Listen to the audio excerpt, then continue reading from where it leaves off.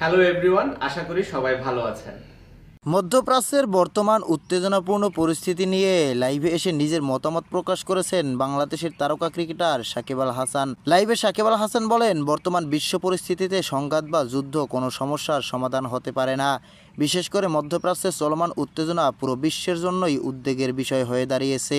তিনি বলেন, যে কোনো দেশের উচিত সংযত থাকা এবং কূটনৈতিকদের সমস্যার সমাধান করা।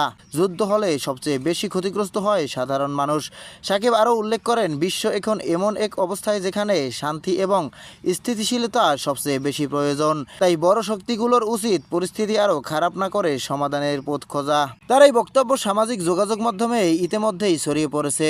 অনেকে এটিকে শান্তির পক্ষে একটি ইতিবাচক বার্তা হিসেবে দেখেছেন।